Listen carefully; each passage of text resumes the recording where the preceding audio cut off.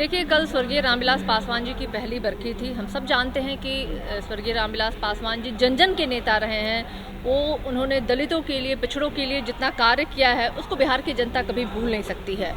और हम सब जानते हैं कि कल चिराग पासवान जी ने पर्सनली जाकर के नीतीश जी को इस बरखी के लिए निमंत्रण भी दिया था।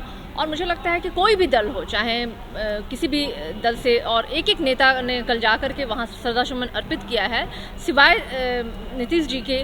तो मुझे लगता है कल का वो दिन था कि इस तरह के मतभेद भुला करके जाकर के उन्हें भी उसमें सम्मिलित होना चाहिए था। नीतीश कुमार तो नहीं गए, लेकिन जदयू का कोई भी एक छोटा नेता भी वहाँ नहीं पहुँचा। वही तो मैं कह रही हूँ कि जदयू के हों, चाहे बीजेपी के हों, चाहे आरजेडी के हों, चाहे अन्य किसी भी दल के, मुझे लगता है कि सब लोगों ने वहाँ पे जाने का काम किया है। और चूंकि रामविलास पासवान जी जो हैं वो आज के नहीं, वो उनके दौर के नेता रहे हैं। एक मित्रवत व्यवहार और एक मित्रवत रिश्ता रहा है। सब ने जेपी आंदोलन से अपनी शुरुआत की, चाहे नीतीश कुमार जी हों, चाहे स्वर्गीय रामविलास पासवान जी हो, चाहे लालू प्रसाद यादव जी हों, सब लोग एक ही जो है ना आंदोलन से निकले हुए नेता रहे हैं। तो मुझे लगता है कि नीतीश जी को भी अपना मनभेद दूर करके, क्योंकि ये बात चिराग पासवान जी की नहीं थी, ये बात स्वर्गीय रामविलास पासवान जी की थी।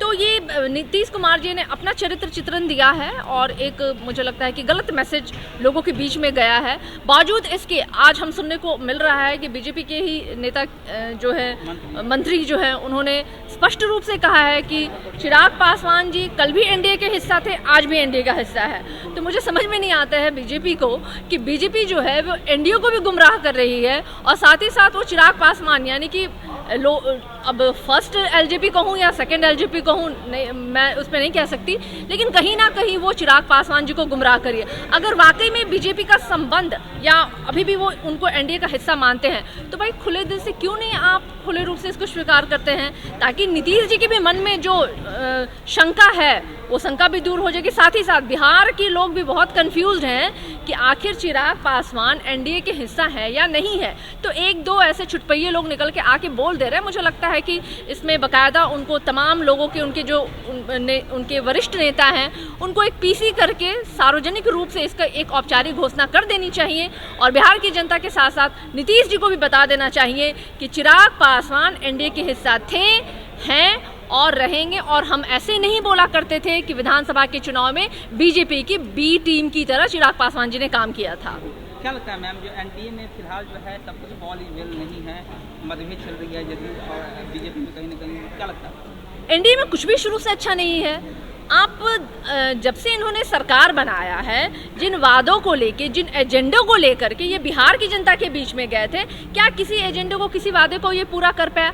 आज बीजेपी के मंत्री जो है वो जेडीयू के मंत्रियों पे दोषारोपण करते हैं, उन पे बता रहे हैं कि वो भाई षड्यंत्र कर रहे हैं, उनमें कई तरह के कमियां वो ढूंढ रहे हैं। आज एनडीए के उनके जो जेडीयू के लोग हैं, आज वो बीजेपी के नेताओं पे कह रहे हैं कि भ्रष्टाचार में लिप्त हैं ये लोग। तो ये तो कहीं दिखा नहीं रहा है कि उनके बीच में, ऊपर से 4 बैसाखियों पे चल रही ये सरकार जो है, इसलिए हम बार बार कह रहे हैं कि ये सरकार जो है अस्थाई नहीं है।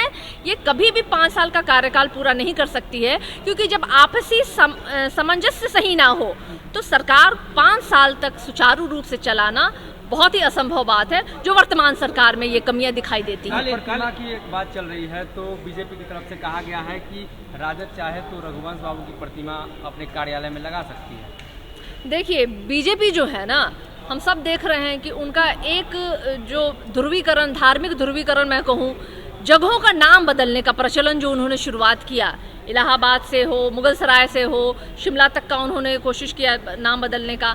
तो बीजेपी जो है ना, इतनी सत्ता में धूर्त राजनीति करती है कि वो इसी तरह, आपने देखा होगा कि यही एनडीए के लोगों ने विधानसभा चुनाव के टाइम में, उनके एनडीए के नेता और विधायकों ने विधानसभा चुनाव में रघुवंश बाबू को कितना उनके प्रचार किया, उन्होंने दुष्प्रचार किया, उनका लाभ लेना चाहा।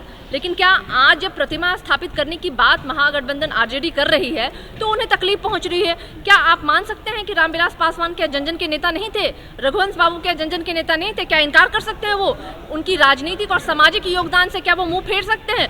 हरगिज नहीं फेर सकते हैं, क्योंकि बिहार की जनता जानती है कि स्वर्गीय रामविलास पासवान हो, चाहे स्वर्गीय हमारे रघुवंश प्रसाद बाबू हो, उन्होंने उनका जो योगदान रहा है राजनीति में और सामाजिक में, उससे इनकार बिहार की जनता नहीं कर सकती, तो ना ही ये बीजेपी और जेडीयू के लोग कर सकते हैं। कल एक तस्वीर निकल कर आई थी मैम, जब चिराग और तेजस्वी जो है गले मिल रहे थे। गले तो मिल लिए, क्या दिल्ली भी मिल जाएगा बहुत जल्द?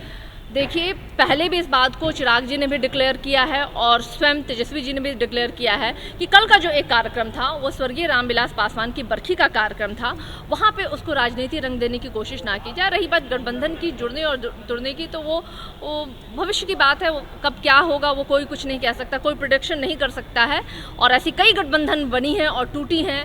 2015 में नीतीश जी हमारे महागठबंधन के हिस्सा थे, उसके बाद वो छोड़ करके बीजेपी का दामन उन्होंने थाम लिया। तो इस तरह के जो कहते हैं समीकरण बनते और बिगड़ते रहे, तो उससे कोई इनकार नहीं कर सकता है। पहले भी एक तस्वीर आई थी जिसमें एक फ्रेम में चिराग तेजस्वी दिखाई दिए थे। लगातार बिहार की जनता ने उनसे सराहा था और लगातार उनकी मांग भी है कि चिराग तेजस्वी अगर एक साथ आते हैं तो कहीं नहीं बिहार के लिए बेहतर होगा। तो क्या भविष्य में है चिराग तेजस्वी एक साथ आ सकते हैं? देखिए, यादव ने तो खुलेआम ऐलान कर दिया है कि लालू यादव चाहते हैं, तो वो हम तो कुछ बोल ही नहीं सकते। देखिए, हम सब जानते हैं कि जब जब स्वर्गीय रामविलास पासवान पे संकट आई है, अगर कोई मदद के लिए खड़ा रहा है तो वो माननीय लालू प्रसाद यादव जी रहे हैं, और इसी बार मार्फत उन्होंने उनको राज्यसभा में पहुंचाने का भी काम किया था। और अभी भी जबकि तमाम लोगों ने चिराग जी का साथ छोड़ा, तो लालू प्रसाद यादव जी और तेजस्वी यादव जी ने हमेशा ही उनका साथ देने का काम किया और वो खड़े रहे हर तरीके से, उन्होंने उनके साथ खड़े रहने का काम किया। तो अब जब बात आती है इस तरह की, तो हम सब जानते हैं कि चाहे वो चिराग पासवान हो चाहे तेजस्वी यादव जी, दोनों के दोनों एक यूथ आइकन है। बिहार की जनता, बिहार के लोग जो हैं उन्हें बहुत पसंद कर रहे हैं, बहुत प्यार और समर्थन दिया है। तो अगर भविष्य में इस तरह की कोई समीकरण बनती है तो ये तो मुझे लगता है कि दोनों ही पार्टी के शीर्ष नेतृत्व के द्वारा तय किया जाता है। लेकिन हाँ, बिहार की जनता इसको सराह जरूर रही है और आगे की कयास मुझे लगता है कि इसे हम छोड़ दें अगर शीर्ष नेतृत्व पे तो बेहतर होगा। लेकिन हाँ, ये ज़रूर है कि दोनों को ही बिहार की जनता पसंद करती है।